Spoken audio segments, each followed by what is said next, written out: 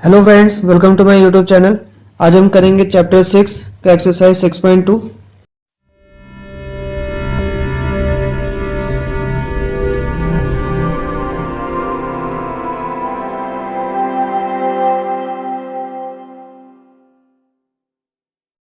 Question number 6। In figure if PQ and RS are two mirrors placed parallel to each other. ठीक है, यहाँ पे PQ and RS ये दोनों हमारे मिरर हैं, ठीक है, जो कि दोनों पैरेलल में रखे हुए हैं। An incident ray AB strike the mirror PQ at B। ठीक है, एक यहाँ पे रे ऑफ लाइट है जो कि AB यहाँ पे इंसिडेंट कर रही है, ठीक है, पॉइंट B पे यहाँ पे टच कर रही है। The reflected ray move along the path BC and strike the mirror RS at C।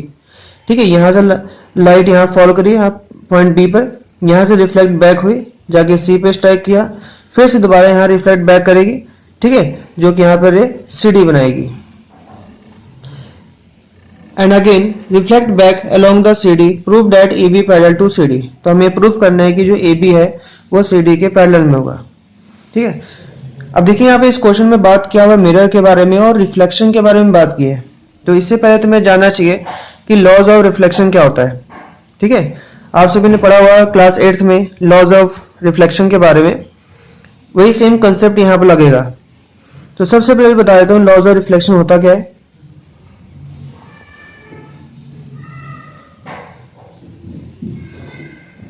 ठीक है, लॉज ऑफ रिफ्लेक्शन आप सभी ने पढ़ा हुआ। हम सपोज हमारे पास एक मिरर है, ठीक है, जब कोई भी रे ऑफ लाइट अगर मिरर पे फॉल करती है तो आप जानते हैं वहां पे क्या बनता है कि नॉर्मल रे बनता है। ठीक है, इसे क्या बोलते हैं हम, इंसिडेंट रे बोलते हैं। ये होता है हमारा इंसिडेंट रे, और इसे बोलते हैं हम नॉर्मल रे बोलते हैं। ठीक, जब भी कोई भी इंसिडेंट रे जब फॉल करती है एक पॉइंट पे, तो वहां सेम एंगल पे जितना एंगल बनाता है, यहाँ कितना बना रहा है एंगल आई, जिसको बोलते हैं एंगल ऑफ इंसिडेंस, तो सेम एंगल पे वो रिफ्लेक्ट बैक हो जाता है। ये हमारा बनता है एंगल ऑफ रिफ्लेक्शन। तो इसका फर्स्ट लॉ क्या कहता है कि एंगल ऑफ इंसिडेंस जो होता है वो एंगल ऑफ रिफ्लेक्शन के बराबर होता है। ठीक, दूसरा लॉ ये था कि इंसिडेंट रे, नॉर्मल रे and reflected ray are all lie on the same plane। ठीक है, तो ये दोनों हमारे लॉ थे। तो यहां पर इस क्वेश्चन में कंसेप्ट ये लगना है यहाँ पे, क्योंकि जैसे कि यहाँ पर रे ऑफ लाइट फॉल कर रही थी, वैसे ही रे ऑफ लाइट AB इस पॉइंट B पे फॉल कर रही है। तो अब जानते हैं यहाँ पे क्या बन जाएगा, नॉर्मल रे बन जाएगा। ये हमारा नॉर्मल रे बन गया, इसको हमने मान लिया BM मान लिया। ऐसे यहाँ रिफ्लेक्ट बैक हुआ, फिर से यहाँ से स्ट्राइक किया, तो फिर से यहाँ से क्या बन जाएगा, एक नॉर्मल रे बन जाएगा। इसको हमने मान लिया, ये हो गया हमारी CN हो गया, एक normal ray according to law of reflection. अब देखिए यहाँ पर कि ये जो एंगल होगा वो इस एंगल के बराबर होगा, ऐसे ही ये एंगल इस एंगल के बराबर होगा। क्यों, according to laws of reflection की वजह से। अब इसको हमने नाम दे दिया एंगल 1, इसे बोल दिया एंगल 2, एंगल 3, और इसको हमने मान लिया एंगल 4 मान लिया। ठीक है, तो यहां पे हमने कंस्ट्रक्शन किया था, draw BM perpendicular on PQ and CN perpendicular on RS।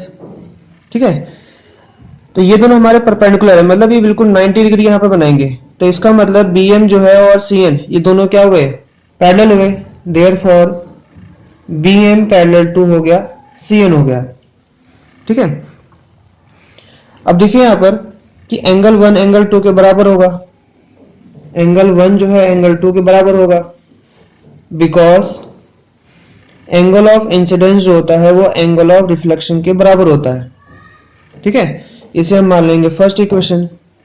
ऐसी सेम एज इट इज यहां पे भी होगा, and angle 3 is equal to angle 4 हो जाएगा। वही सेम रीजन होगा, angle of incidence angle of reflection के बराबर होता है। इसे हमने मान लिया सेकंड इक्वेशन। अब देखिए यहां पर ये दोनों लाइन क्या थी, पैरेलल थी। तो देखिए यहां पे ऐसे जेड बन रहा है, इसका मतलब ये एंगल जो है वो इस एंगल के बराबर होगा। क्यों? अल्टरनेट इंटीरियर एंगल्स की वजह से। ठीक है, हम प्रूफ कर चुके ये दोनों पैरेलल हैं। आल्सो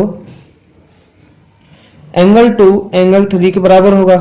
क्यों होगा? Because of alternate interior angles. इसको हम मान लेंगे, थर्ड इक्वेशन मान लिया हमने। अब देखिए from first second and third, देखिए यहां पर कि एंगल 1 2 के बराबर है एंड 3 4 के बराबर है, बट 2 3 के बराबर है। इसका मतलब कि एंगल 1 और 4 भी बराबर हो जाएंगे। तो from first second and third equation, ठीक है, तीन इक्वेशन से क्या हुआ हमारा कि एंगल 1 एंगल 4 के बराबर हो जाएगा। ठीक है, अब हम क्या करेंगे, मल्टीप्लाई कर देंगे 2 से, मल्टीप्लाइंग ईच बाय 2, तो ये हो जाएगा हमारा double of angle 1 is equal to double of angle 4 हो गया। अब इसको हम ओपन कर देंगे, मतलब angle 1 plus angle 1 is equal to angle 4 plus angle 4 हो जाएगा। तो एंगल 1 प्लस एंगल 1 किसके बराबर था? एंगल 2 के, तो यहाँ डाल देंगे एंगल 2। एंगल 4 किसके बराबर था? एंगल 3 के, तो यहाँ हमने पुट कर दिया एंगल 3 प्लस एंगल 4 हो गया। ये कहां से आए? From first and second equation से हुआ। ठीक, अब देखिए एंगल 1 प्लस एंगल 2 क्या होगा? ए बी सी बन जाएगा, एंगल ए बी सी हो गया। एंगल 3 प्लस एंगल 4 क्या होगा? बी सी डी, तो ये एंगल बी सी डी हो गया हमारा। लेकिन अब यहां देखिए कि ये जो एंगल है वो इसके बराबर आ चुका। अब देखिए क्योंकि यहां जेड बन रहा है, इसका मतलब ये दोनों जो हमने प्रूफ किया है वो क्या है? एक अल्टरनेट एंगल है। तो लिख दीजिए but this is a alternate interior angle. ठीक है, लेकिन क्या है? अल्टरनेट इंटीरियर एंगल है। देयरफॉर ये जो लाइन है आपकी ये इसकी पैरेलल हो जाएगी। Therefore A B parallel to हो जाएगा सी डी।